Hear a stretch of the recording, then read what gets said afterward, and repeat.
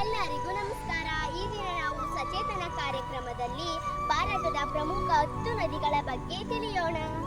ಭಾರತದ ಪ್ರಮುಖ 10 ನದಿಗಳು ಬ್ರಹ್ಮಪುತ್ರ, ಗಂಗಾ, ಗೋದಾವರಿ, ಕೃಷ್ಣ, ಯಮುನಾ, ನರ್ಮದಾ, ಸಿಂಧು, ಮಹಾನದಿ, ಕಾವೇರಿ, ತಪತಿ.